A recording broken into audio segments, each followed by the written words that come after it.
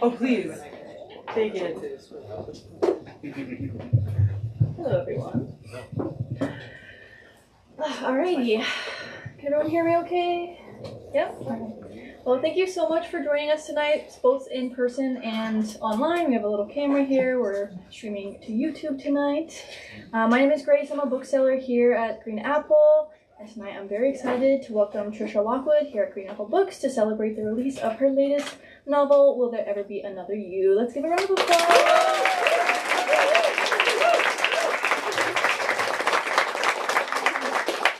Amazing. We like to open every event with a land acknowledgement. We are on unceded Brumatish Ohlone land. We believe that acknowledgement requires action, and so we encourage you to donate either your time or monetary donation to an Indigenous organization each time you hear a land acknowledgement. There is more information at the back desk if you're interested. Now on to some very brief business. Now is a great time to check that your phone is on Do Not Disturb or all the way off. There's always one person who whose phone, dings, so please do that. We also encourage you to check out our full event calendar online. We usually do 2 to 3 events a week, many as amazing as the one you are at tonight. We also ask you to please buy books. We encourage you to purchase both the book we're highlighting tonight, as well as the other fantastic titles we carry in store. This helps us out as a store and helps us continue to put on events like this. It supports the authors who put their heart into these books, and you get a new book out of it, which is the best part. I didn't ask this before, but are you guys okay with pictures? Oh yeah, okay. Totally. Yeah. Only good pictures, please. And then I'll do a quick bio for the authors tonight, and then I will let them take the wheel. Tonight we have Rita Bullwinkel, who I'm standing in front of. She's the author of Headshot and Belly Up. Headshot was a finalist for the Pulitzer Prize and was longlisted for the Booker Prize and Dublin Literary Award. She is also a 2022 recipient of a Whiting Award, the editor of McSweeney's Quarterly, a contributing editor at Noon, the creator of Oral Florist, and much, much more. Please join me and welcome me, Rita Bullwinkel.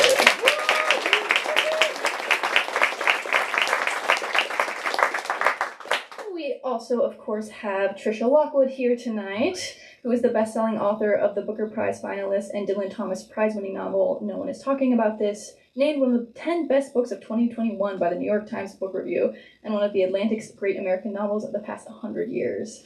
Her other books include the memoir Pre-Sadie, as well as 2 poetry collections. Her writing has appeared in the New York Times, the New Yorker, the New Republic, and the London Review of Books. Her latest book, Will There Ever Be Another You, is the reason we're here tonight. Please join me in welcoming Patricia Lockwood.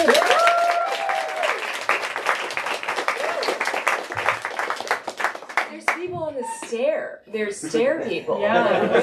Hello, stair people. Loving it. Yeah. Oh my gosh, so excited to be here with you to talk about this brilliant, radiant book. Before we get into it, do you want to read a little bit from the book? I do want to read a little bit from the book, but I think that I should read something very special, which is the Mrs. Doubtfire chapter. Yeah. This is not something I typically read, but I think we gotta do it, okay? Yeah, We're driving through the fog. I'm feeling vampires. I'm feeling Tommy Wiseau. Above all, I am feeling that woman we all know and love, Mrs. Doubtfire. This is not funny or anything, so you don't even laugh. But it does contain Mrs. Doubtfire, so that's why I'm gonna read it. It's called Hidden Track. Because the whole row had been left to her. Actually, the whole section. Because she may herself have been a ghost on that plane, and the plane itself a ghost. She was able to put up the armrests and lie back with her knees up and her feet in their tie-dyed socks on the seat, wrapped firmly in a blanket so no one could take a picture of her while she was sleeping and post it with a derogatory caption. The socks were a gesture to her youth. The silence and red darkness surrounding her were amniotic. And all that flashed on her were occasional images from Mrs. Doubtfire, which her husband was watching in the row ahead of her. I still don't know why he's here. Jason, why were you watching Mrs. Doubtfire?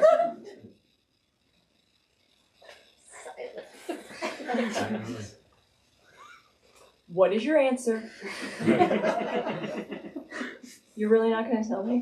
All right, because it's a stone cold fucking classic is why. She was listening to an album that she could only ever listen to alone. The first 5 notes pressed down keys in her chest, and then the synthesized sound of the singer's voice began wobbling up like bubbles. The cover of the album was mountains, so she was sliding up and down those with the music, while at the same time her inner chess piece was trying to open the doors. Where? To the place where she had originally bought the album. She could see herself in this section. Alternative? Electronic? Wearing what? A winter peacoat? If I could just put myself back in my clothes, she thought, I could get there. I could buy it again. Everything feels like drag to me, she remembered telling the doctor, as Robin Williams wrestled himself into his false torso, as he zipped up a flowered dress, as he rose up with his face covered in whipped cream, shouting, "Hello!" Thank you. Yes, very good. Her husband had interviewed Robin Williams once, and after asking him a series of 2 intense questions about the forearm prosthetics he had worn in the movie Popeye, he said, "Thank you," and made to hang up the phone when Robin Williams asked almost plaintively, "Wait, don't you want to hear about what I'm doing now?" And soon afterward, he had died, so that her husband had never been able to untangle the two, and carried a great guilt for a long time, thinking that if he had asked the question, maybe it wouldn't have happened. "But this is the problem I have," she had told him earnestly, "that I think I control the world, that I'm keeping the plane up with my mind." Why didn't anyone recognize Mrs. Doubtfire?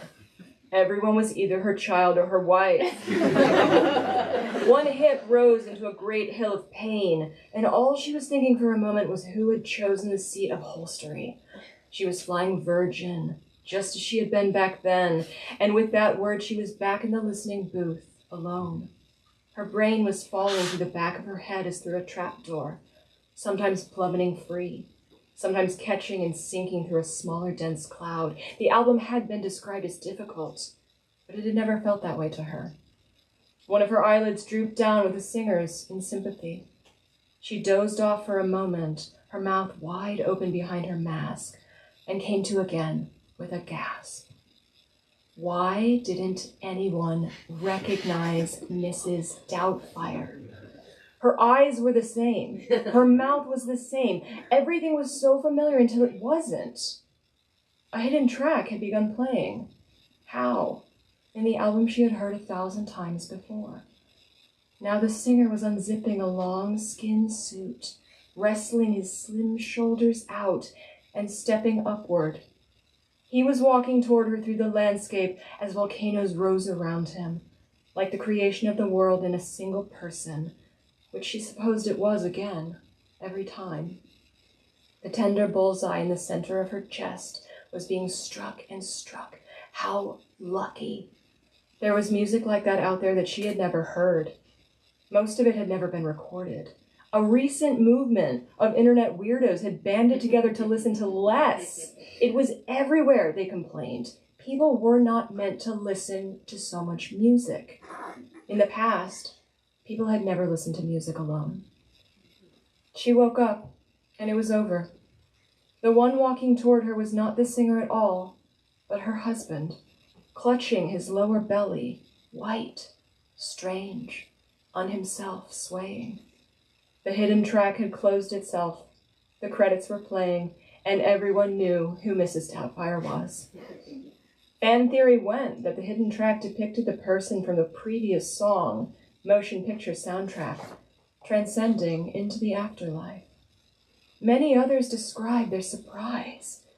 Surely it hadn't been there before. That door? In the place where music went on, it was happening over and over. A person stepping off the top step into space, out of the past and their life, and into, don't you want to know what I'm doing now?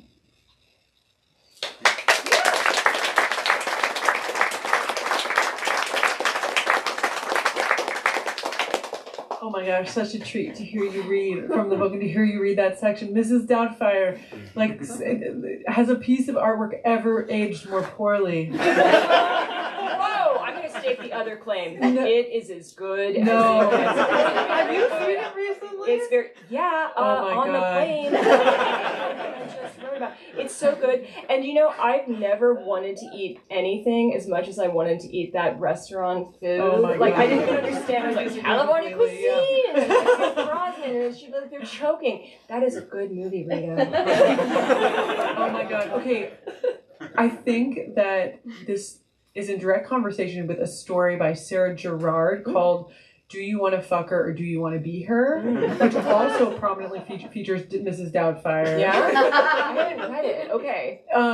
But no, I do maintain that it's so problematic. I mean, he has a restraining order against his. We won't go into it. Yeah, no, okay. So one of the things I was thinking about while hearing you so beautifully read this section is that in trying to describe this book to my husband, I was saying that I was like, okay, well, if someone else were to describe this book to you, they would use the word associative, but I kind of hate that word. Yeah. And I kept on thinking of the visual art term relational aesthetics, the idea that like when you put two objects or two ideas up against each other, they vibrate and create new meaning, which feels like even in your single sentences and in your paragraphs, that it's like the relational aesthetics at play that are creating meaning and intense like bodily and also mental travel. Yeah. What is your relationship to like movement in time and space and in prose and the great swath of movement that your sentences and paragraphs have? Do you have words for it? Do you have a relationship with the word associative? Or are you like, no, it is relational aesthetics, or is it something else? No, I think relational aesthetics is better. I think associative is fine because I'm not in the world where people are constantly using that term, so I'm like, that's okay. I think that someone described this book as like being inside or about the thinking process, which I think is correct. So the illusion of movement, because there is not movement. If there's movement, it's kind of like circling a drain, or it's surging along in this way. It's not actually going anywhere. If there is that illusion of movement, it is inside the mind. But I like relational aesthetics because like all my life, there's a chapter in this called The Wheat Field, which is about this stone tarot that she builds one day after she drinks a cup of mushroom tea. And that's the sort of thing you do after you've had a cup of mushroom tea. And I thought about it and I was like, I didn't like play with Barbies, but I would like pick up rocks and put them together. And those were my Barbies. Those were like, they became scenes, right? When I put things near each other. I always had things in my pocket. I always had things that I was playing with or arranging, and they become scenes. And I think that that is what I was doing in the book. I had things that were almost material. They were sentences that felt concrete or like pebbles that needed to be put in relation. And part of what the book is doing is figuring out how. It's like the story of how she is going to do this.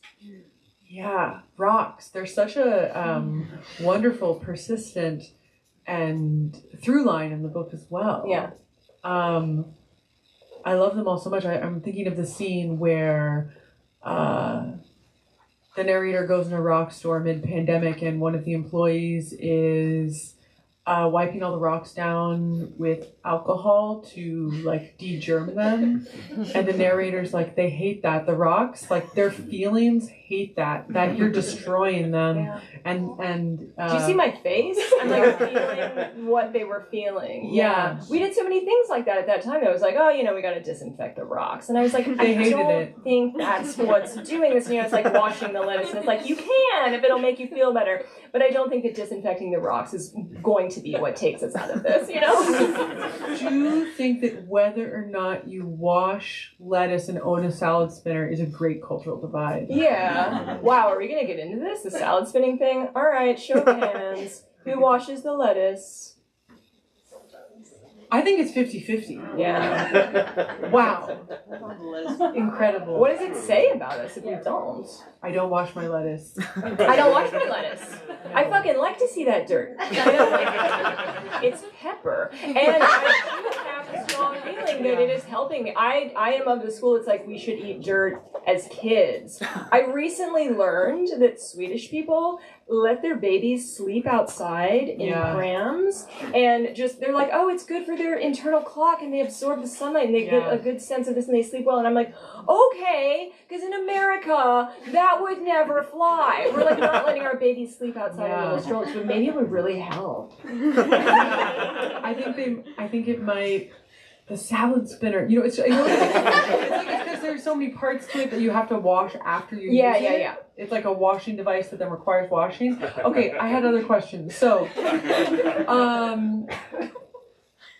early on in the book, you bring the book into direct conversation with other writers who have written about people struggling with language to describe the experience of pain. Specifically, like Virginia Woolf is several Virginia Woolf pieces are directly brought into conversation with the book. Susan Sontag's work is brought into direct conversation with the book, and of course, with Susan Sontag's work, with the illness as metaphor, she's looking at how specific illnesses lend themselves towards narrative arcs, right? Of course. How tuberculosis lent itself towards narrative arcs in literature, how cancer lent itself towards arcs in narrative literature, and then the addendum, how AIDS lends itself towards narrative arcs in literature. But I was really struck that the ethos of this book to me felt like such a rejection of giving narrative to bodily pain. It was really like, no, bodily pain has no narrative. There is not like it does not have climax. It does not have resolve. Right. It doesn't go anywhere. Yeah. It's not. And in that way, I think one book that I kept thinking about while reading this book was Elaine. I actually don't know how to pronounce her last name. I think it's Scary. It might be Scary. Scary. Scary with 2 R's. Yeah. The Body in Pain, where she talks about all of the other language besides English and how English has the smallest dearth of language to describe bodily pain. But do you see, as in terms of like the relationship between illness and narrative, and especially because Susan Sontag's work is brought into direct conversation with the book, how are you thinking about it? I think I was thinking about it in the sense what I liked, and I was thinking more about tuberculosis than even like the earlier flu pandemic. Yeah. I was thinking of the fact that in books, when you got rained on in the past and you could get a cold when you were in a country house, that made the novel move. That made something happen. It was an excuse for the plot to move along. And so I wanted something like that framework where still nothing really happened, but the illness was the impetus the whole time. There's also this thing with, Susan. She's like she's up here. Yeah, she is. The bitch is up here, and you're reading it and you're like, she's not going to make a joke. She's not going to, have a sensual description of this. It's like there's less plush on her than anyone. And you're not convinced in the text that she has ever felt pain. You do wonder about that, but maybe she had a headache all the fucking time, too. But I wanted to think about the antithesis of that, like what she writes about in The Way We Live Now with Quentin, where it's described as a sensual experience, and that's what it is, You're not, with this sort of illness, always in pain. You do go to different experiential or sensual places. Those were the things that I wanted to describe. I wasn't going anywhere. The text might not go anywhere, but there was still like this plush. There was something that was almost like a landscape where there were long grasses, there were swaying trees, there was like the lace or interlocking like lights of shadow and that sort of thing, like pouring through. And that's what it felt like to me. I thought that if you could just put down perceptions, that at the end you would have something that could be experienced as a story, because you do go through it, like with someone else, like in their body. Yeah, absolutely. I mean, I certainly felt that it was, I love that, I think it's the mark of a book that will stay with me forever, is that maybe it was like the feeling of swimming or something. Like you're in the medium of the book, and you're going somewhere, but you're not moving forward in linear time. That's right. Or where you are in linear time is not defined. Always. Correct. And that's why, like, so something like The Changeling, which is the second, and it's really kind of novella length, I envision it sort of like an involution, like a whirlpool draining down and down. Yeah, so, I see that. Yeah, so I think that's right. And I think that I wanted the sensual quality of the prose because it's like, if you don't feel like you're in your body anymore, if you're completely identified sensually with the world, like, you can write about that in a way that is like swimming or surfing, and you can, like, carry people along with you as you describe it. Yeah. Okay, another question I had was, I had the interesting experience while reading the book of coming across a line that it's so funny, I tried to find, quote directly, but earlier today, but I couldn't find it again. But the line was something along the lines of, like, I was driving with my husband when we saw that someone had a bumper sticker that said, "Honk if you miss Princess Diana," and he laid it on real hard. And I thought, I know someone else that has done that, or I have done that, or I've experienced this before. And I went around like that for an hour. And then I remembered that no, in 2021, I had read a tweet that you had written where you said, "Today, I was driving around with my husband when we saw a bumper sticker that said, honk if you miss Princess Diana," and he tweeted, like, and the phrasing was something like, and he tweeted, he honked respectfully. Yeah. So I'm so interested in how you see the relationship between the alchemy of when things happen to you in your daily life and how they come into the art process, how they come into the unconscious and then come out in the art product. How does that transmutation, translation, alchemy, how does it work for you? Well, clearly I don't even remember tweeting that, so it's complicated. I mean, usually this is an anxious question, right? Usually it's a question about, like, autofiction or what is okay to, like, what is experiential, what can we call a novel. We all do it. We're getting in there. We're totally getting in there. But I think with this, it really is this thing where it's like, yeah, someone saw you tweet about that 4 years ago, bitch. And, like, there's something in the back of the mind that's like, you remember that. So, and I was like, maybe I did it. Maybe I did that. Maybe I was like, did I see the bumper sticker? Yeah. So you have this anxiety, especially when you're, like, really, really in the Twitter life, where you're like, writing, no one is talking about this. You had to be like, okay, am I going to tweet that? Or am I going to, like, put it in my brilliant book that I'm writing about the internet? You had to decide, right? Because otherwise people would go back and they would find those things. So I'm so sorry. Not at all. I know. I really like it in this case because it does mean, like, first of all, I don't actually remember posting about that at all. I disappeared from that place. But still, there was something about it that seemed to me notable. And that is reassuring. It speaks of some sort of, like, permanence of what we find interesting and what is lurking in here, that it's going to come up again. It's happened to me before that I'm like, oh, I've never written about that. And I'll find it almost in the exact same words in an old notebook or something like that. There is something permanent, which was very comforting at that time to be like, okay, there is some, persistence of self, right? Yeah. And of interest, the things we think about, the way we phrase things even. I totally agree. Yeah, I think that, things go into the bucket and you never know. The bucket? Do you think of it as like a bucket or a well? Oh, it's more of a well. It's a well. Yeah. It's like there's a little girl down there, unfortunately. I don't know if we're ever going to get her out. And so the well, to me, all right, it starts like a little above, and then it goes all the way through my butthole into the world. And then, like, the bucket is down there, right? Yeah. And the little girl is just kind of, she's hanging out, she's taking a little bath. And the cranking process, that's the writing process, but you don't ever get the baby to the top. Unfortunately, she always falls out again. And that's so that you have something to write about next time. Okay, one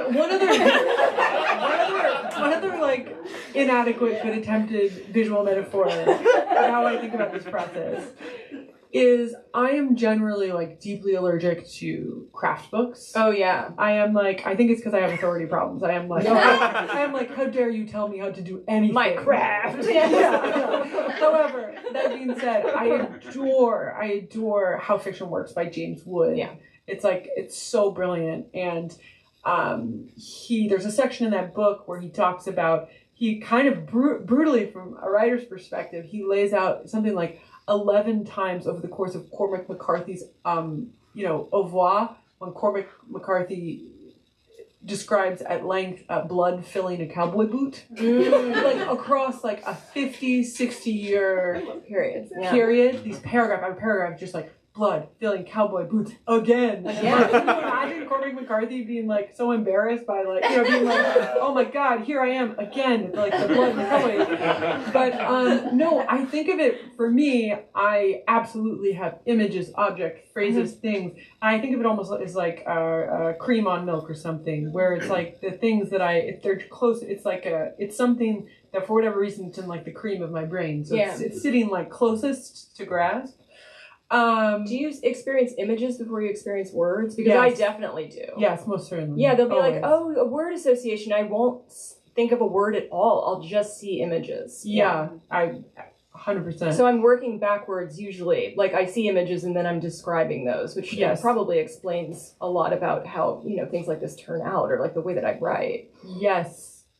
That deeply resonates with me.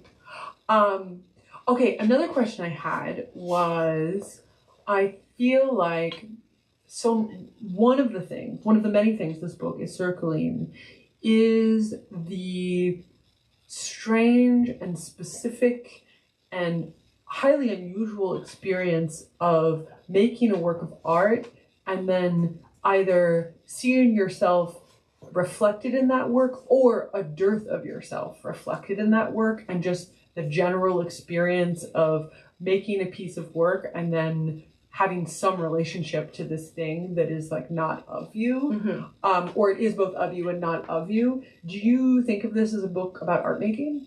I do, actually, yeah. And I've described it that way because I didn't consciously construct it this way, because it was fixed in a timeline. It was fixed in a chronology of, trying to heal and get better. Yeah. But the main thing I wanted to do was be able to read again. I mean, the first problem, the first way that you know that you're not yourself is that you cannot read books in the same way, right? So the first thing you have to tackle is, how do you read again? Yeah. And then it's like, how do you write all the things that you used to write, right? So all of the chapters really do different things. There are funny sort of lyric essays. There's reading Anna Karenina so hard that you almost die. Yeah. There is a craft talk at the end. The epilogue is actually a craft talk. Let me read just a tiny little bit from that. Since you hate craft chat. Sorry. I love craft. I've been asking people to tell me about their own cryptids. Billy and I stayed after class one week, talking with the teacher about the glimpse. I'm getting chills, we kept exclaiming, and showing each other our forearms. It was live performance for me, I said, any kind, bad or good, people working together to make something, a reality, ribbons through the shoulders of dancers. But the teacher surprised me. It was, she said, when she could see the line under a painting, the pencil. She rolled her eyes a little. Then, I feel like, now I'm really seeing something. That was the artist's hand, I told them, up at the podium, a teacher myself. It is the evidence that once you make something, it stays made. Now someone was asking about the ending, how you knew. But the end was an oasis you never wanted to reach. The best version was when you were in it, and all the components were in a hurricane. No one could ever read that but you and the people who inherited your papers. But it was the real thing, in its way. If I could communicate the way it was put together, or the act of putting togetherness. As usual, I was there as a kind of traveling exhibit. I showed up to the student gathering and immediately screamed like a seagull, "They're lying to you!" Which they were, whoever they were. They were calling it a demi-tasse, but there wasn't even coffee, let alone the little cups. They were selling glamour to children, but look where I had been put. A hotel with a clam-themed bathroom. Though possibly all bathrooms were clam-themed by now. I ran a palm down the side of my face. One of the students was wearing the hugest pants possible, big enough to conceal anything. I said, you must go out to the jungle, the deep wood, the night cove. All that sounded very impressive. The clam zone. What I was telling them was to invent a cryptid, something to be seen. It must be the most regional thing on Earth.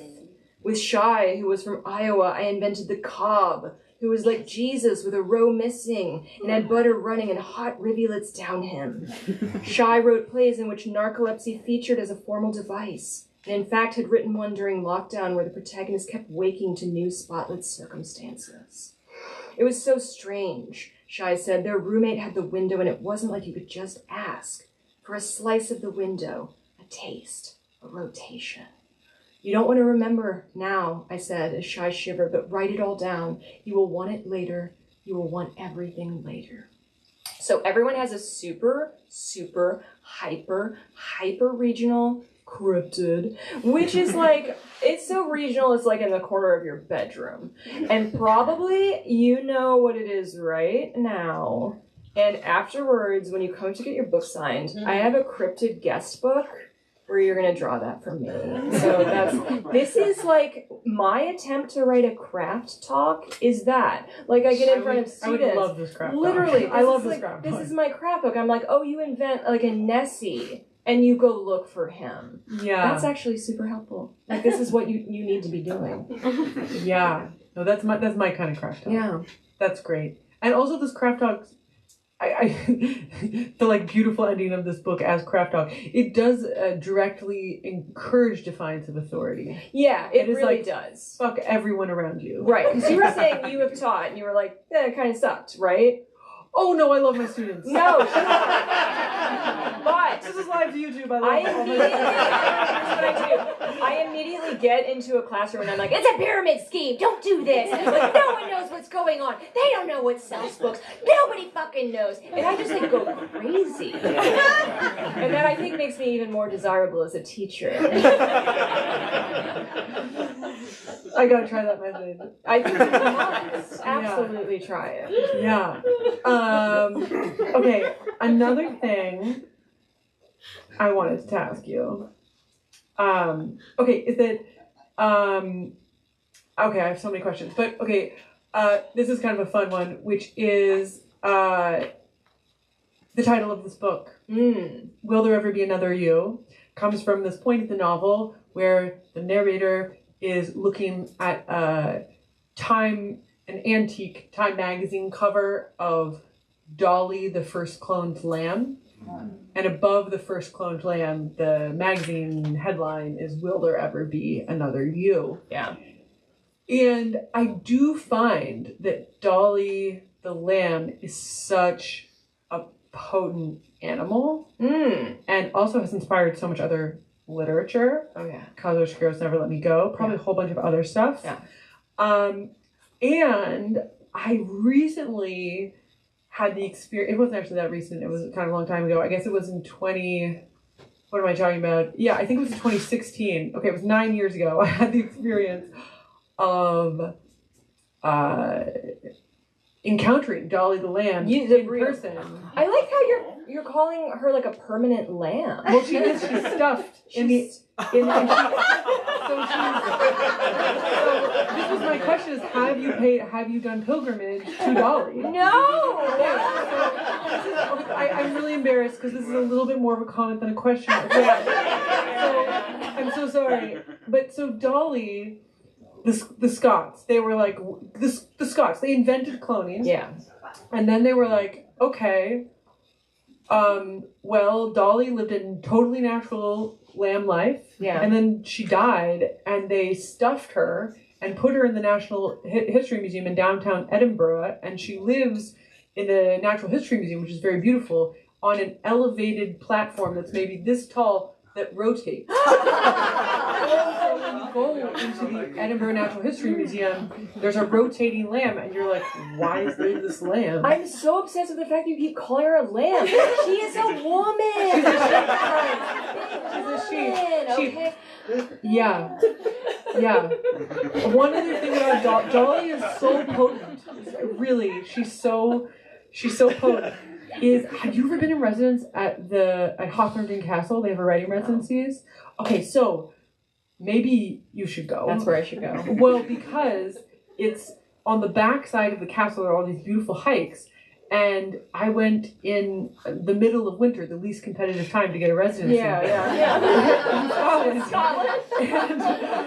And I'm like, doing my 1 p.m. dusk hike and always among the sheep. And I did this for weeks. And one day, the, charismatic groundskeeper was like, have you been walking among the clones? And I was like, what are you talking about? And he was like, that sheep farm, they're all clones. That's the Dolly farm. Whoa. How crazy is it that Hawthornden Castle directly abuts the Dolly clone farm? I know. That's it. Do you want to write this book? No. We're going to move on to the next question. So, No. I have some questions. Now I have Okay. How big is she? She's you're right, she's a woman. She's a sheep. She's a big girl. That's right, because on the cover of Time magazine she had just been born and was healthy. Yeah. But when she lived a totally normal sheep life, and she died an elderly sheep and was, she's up on the pedestals, but she looks normal. Yeah. I bought so many Dolly postcards. I was, when I got to the Easter egg of the, so there's this amazing electric thing when you're reading a book, when you know what the title of the book is, and then you land on the title in the middle of the text, and there's this really electric radiant thing that goes off. You can imagine what that was like. I was like, there will never be another you. Yeah. It's a Dolly reference. Yeah. Oh my god. A bunch of other people thought it was the country song, and I'm like, is not the sheep thing the most famous to everyone? That's what my husband said. Seriously. He was like, it's a reference to the country song. It literally is not. I was like, oh no. It's a big woman who's known as the sheep named Dolly. Yeah. What an inspiration to us all. Oh, I just got a sign being 10 minutes. The text brings itself in conversation with some writers that I totally adore, and I think their work is very much in conversation of the book. I'm thinking about the Anne Carson section. Mm-hmm. I'm thinking about the direct references to Lydia Davis, to Sylvia Plath. Do you think of this book and your artistic project in general as being in conversation with other writers? Yeah. Were there ones out of frame that aren't mentioned in the book? Who are they? Yeah, so I think through writers, it's I think why I was able in the end to write criticism. They asked me to write it, and I was like, well, I'll give it a shot and see what happens. And it's really that thinking through another person. I do think that I have a responsive or reactive creativity. If I am sitting there in the morning with my coffee and I'm reading someone, I'm going to experience inspiration, or I'm going to find something that is going to trigger something in me. So it was always that way. I don't think that if I didn't have any books, I wouldn't write anything probably. So I knew that in order to get back to that, there is in the Changeling sort of this little vignette about Catherine and Porter. And the doctor is asking her, about her symptoms. That's right.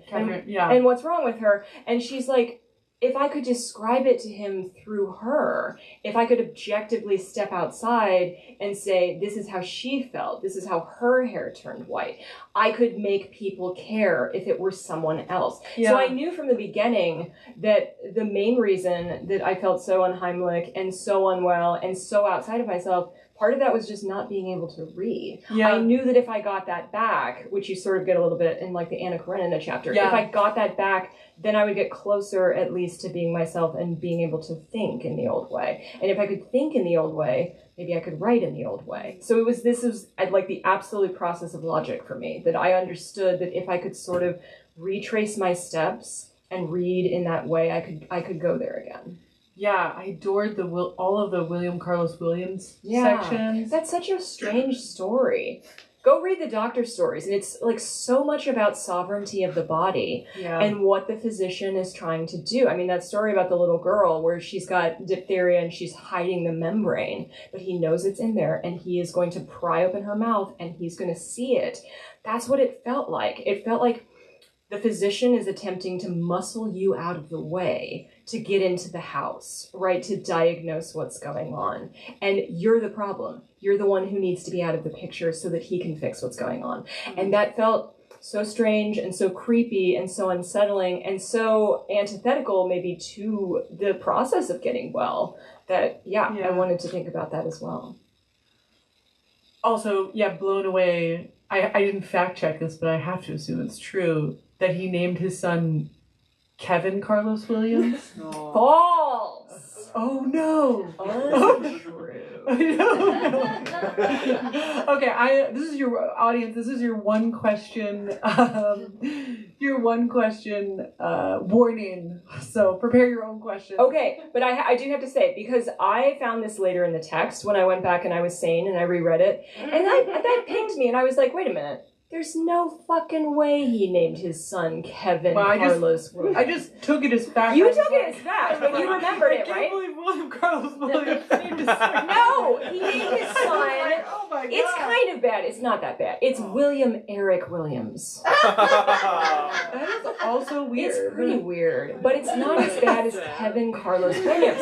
So what I did, and there are other mistakes in the text, so definitely don't take anything as read, I left them in. I was like, if she was experiencing that confusion, that stays, you know? Yeah. Right? You're still speaking in the voice of authority, and you're like, he named his son Kevin Carlos Williams, and then a generation of people believes that is true. I'm spreading that rumor because they just accept it. Yeah, exactly. It's misinformation is what it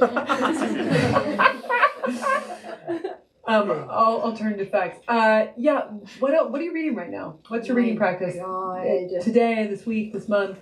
This is not interesting. I was reading, as plain reading, Neil Simon's rewrites. Oh, wow. Yeah, it's kind of like a deep cut. It's a little bit in the mold of something like Act 1, but when I get into, fall, when I get into autumn, that's when I start reading, for some reason, theater books and, acting memoirs. I have absolutely no idea. It is my other obsession, it's a through line in this book as well, thinking about that sort of thing, performance and staging and that type of thing. But I have this whole other life where it hits November and December and I'm like, time to read Neil Simon's rewrites. I don't know. There's something deeply comforting about allowing someone to take you through an artistic process that is not your own, but it is adjacent in some way and can inform it in some way, and you can just steal stuff. Yeah. Which, do you think of a particular art medium being particularly close or analogous to writing? No, I mean, I don't think that anything feels like it. Yeah. And I think that when we attempt to be like, it is like painting with, an ape is painting with his fingers and that sort of thing. That's not. We're just, totally. We're trying to get at something through metaphor. But I did have a book for a really long time that was in process that was called Do This, Do That. And it was like Great me title. stealing things from dancer memoirs and Julie Andrews is saying something that her singing teacher told her. And I was like, these things are not about writing, but they're still somehow useful, or they point in some way to a kind of thinking you could do about it. So in the chapter beginning Metals, which is about metal smithing, that's what I did. I was like, take what the teacher says, see if there's anything that applies, see if there's anything that has the ring of adjacent truth for the thing that we do. Yeah. Audience. Do you guys have any questions? Oh yeah, corner. I was just wondering if you would ever consider doing performance yourself or stand-up comedy or anything like that. Yeah, so actually the very nice man who wanted to adapt, no one is talking about this, he's like, you could do it as a one-woman show. And I was like, that doesn't need to happen. It is much better to think of it the way I think of it, which is that I get up here and something possesses me, which I call the demon of performance, which you cannot call upon. All you have to do is show up, put your butt in the chair, and wait for it to happen, but you cannot make it happen, right? So I don't have the acting craft. I have like a little bit of, like the energy or the little like ta-da, like jazz hands thing. But I think it would kind of be disrespectful when there's so many actors who need work to like do myself, right? But yes, I mean, like in high school, I was like, yeah, I'm in the plays and I'm doing this and this is like drama. But listen, I did it the same way every time. There was never a fresh take. I was not reacting to other people. So, I mean, if I were to do it, it would have to be a one-woman show because I don't have that ability to like be with other people on stage, and I think that that is crucial. Such a good question. I will interject briefly in that I feel like there are a lot of writers that say that the closest art form to writing is acting. That's so nuts. That's so nuts. Okay, great. Okay. I know it's bullshit because Yeah. I can't act and I can write. Love that. True. So. Another question. Yes. Stairs. Hi, thank you so much for coming. Yes. There's a really great quote in no one's talking about this that I'm going to butcher.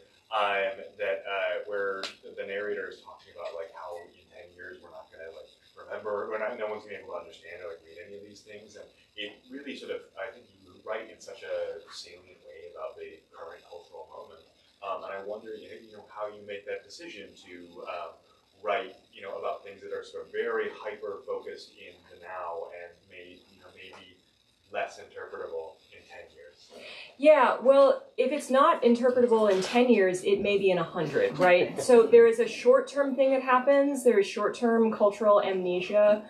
We hate books that were written 10 years ago, but then in 90 more years, we love them. So writing something like No One Is Talking About This, it was just an incredible, I was amassing major amounts of material and having to winnow that and be like, okay, well, this was funny at the time, but like, is it something that we'll read in the future? So you really had to go through and be like, all right, this male feminist is showing his nipple in the elevator. Is that something that's going to read 10 years from now, 100 years from now? What has that like echo of permanence, Is it like the little complimentary mini muffins for 9/11? Is it that sort of thing? Like, you don't know. But the longer I worked on it, the more I had a sense of what felt permanent, right, and what belonged in the text.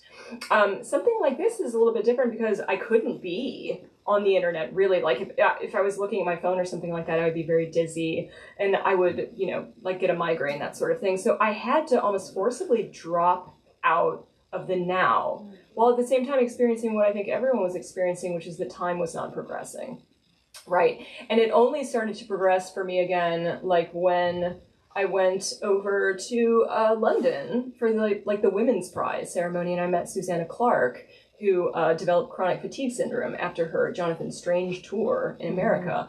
And so I met another person who was able to do it again, who lost the ability. I mean, she worked on that book, Piranesi, for 10 years.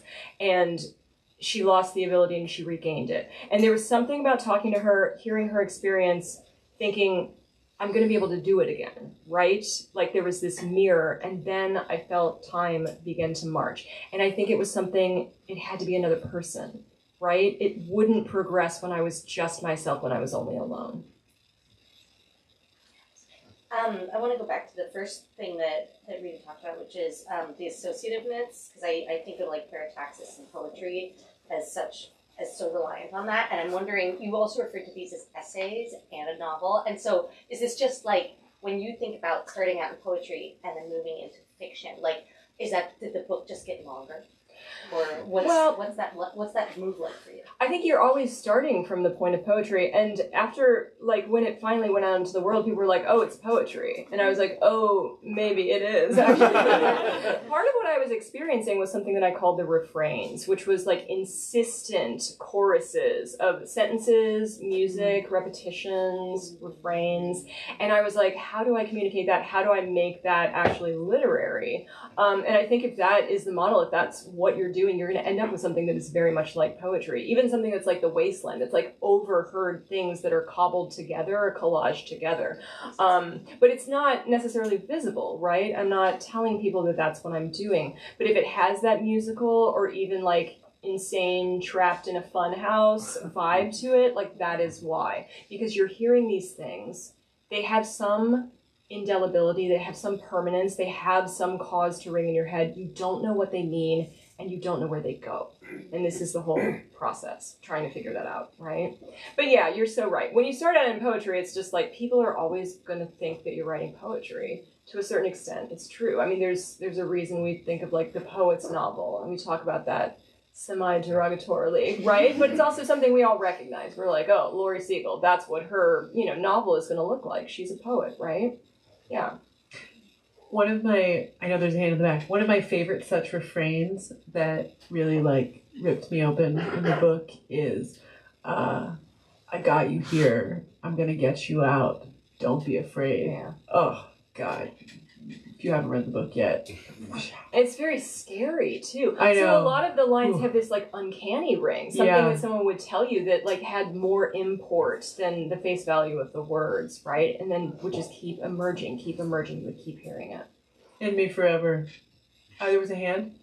Yes, like, considering that, maybe the refrain and how things come fully formed in their cadence, how do you build your vision for the sentence and the structure, anything. Oh yeah, you drive yourself mad. That's like when you really go into the funhouse, because you're hearing these things, and there is a kind of music to them, right? So you're also trying to put things into a melodic field, or you're trying to make musical sense as well as follow lines of poetic logic. So what it was what I was describing pretty much in that epilogue, where it's like the papers are all up here. You're at the center of a whirlwind, and like Post-its are flying around you, and you pull something down, and you pull something down, and you examine it, and you think, does this go here? So you keep writing and writing and writing, and it's not until just before the end that you're like, all right, this slot's here, this goes here. I finally know where this goes. But yeah, I mean, I was writing it for 4 years, and the earliest pieces, the sort of changeling pieces, were started in 2020. So it was the entire time.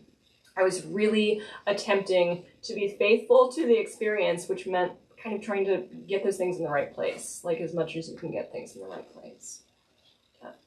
Do you mind talking a little bit about the way you pronounce words, both in like your writing and then also in your performance of the stuff that you've written? It seems like there are just like particular words that you want to be pronounced, like in the way that you hear them in your head, and those stick in my head, and then I carry them around with me. But it's like part of it is reading it, and then another part of it is like hearing you read it. I don't know what they are. Tell me what some of them are. Like the way that you pronounce your mom pronouncing your name. Okay. I got one. Or like Van Gogh. Van Gogh. yeah, or Yeah, like nothing. the behold. Behold. I carry behold around Right. me every day. That's just how it sounds. I do read the audiobook of this, so dive into that sort of thing. But I think I don't know. Yeah. Right? It's part of the demon of performance. Right? So when I was reading the audiobook of this one, I was like, with Priest Daddy, I did that one as well, and I really did the parents, and I was like, doing like, oh yeah, and there's not so much happening in this one. There are a couple little places where I like allow the mother or the father to come out, but I didn't want to be doing that in the same way, because that was like our familiarity with those things, and this was defamiliarized and strange.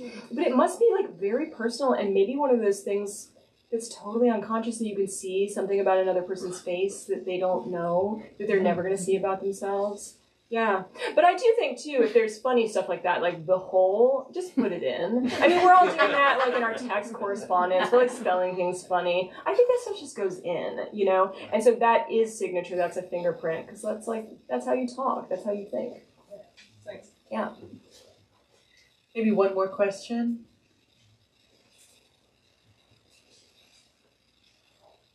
Oh, there is one. Oh, like in the Oh my God, the deepest deepest recesses of the It's the little girl in the well. Yeah. You are in total darkness, my friend. Ask your question. I'm just watching torsos up here. My question is also about how you're thinking about putting those pieces together, the Post-it notes that are swirling around you. You're extremely funny, and you use humor in a way that feels much more intentional than just like sprinkle it in here to create some variation. So can you talk about how you choose to use humor? Yes, so I think it has to arise naturally. It's easier to talk about it in the context of something like a critical essay, because people always ask like how you have those be funny. And the answer is just very simply like, you have a book, you have a notebook, you have a pen, you are going to think of something funny about like Karl Ove Knausgård as you're reading My Struggle, and write that down, and then when you're constructing the essay, consider whether it's part of it, right? Like, I don't think that we immediately should excise those things because they don't belong. I think it is part of our thinking about books, like that sort of absurdity. In the context, like in something like this, it was like, I don't know, it was like I was being dubbed or something. Like, I myself was not able to feel that anything was funny, but I knew how punchlines were constructed. I knew when something was funny to me and stuck in my head for that reason. So I would write things down, but it wasn't until I was actually reading the pieces out loud that I heard people laughing at them. And it was incredibly strange to me because on my own, writing those things, I never felt the laugh. That's what was so strange. That's why I didn't feel like myself. Like, I never felt it or heard it inside. Whereas writing preset, you're like, oh, that's a laugh. That's a laugh. You know where the laughs are, right? And so that felt like, I don't know, very interesting to me to not be able to feel the laugh, but then people read it and think like, oh, it's funny in the same way, or not exactly in the same way, but it's still like, you know, like noticeably funny. And I'm like, that is so strange, because it was like I was just doing it in the dark and like hoping for the best, you know, not feeling it inside. Trisha, such a joy, such a gift to be with you here to celebrate this brilliant book. Big round of applause.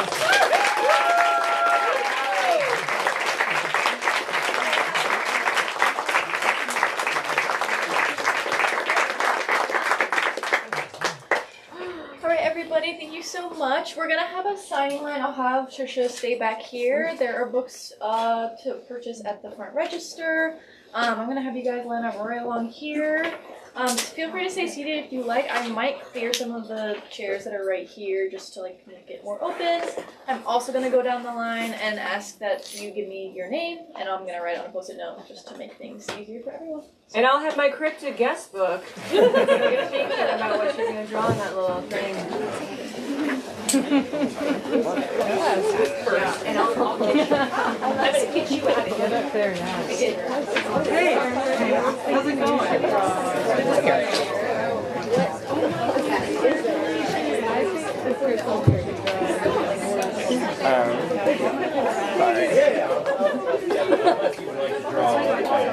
Sorry.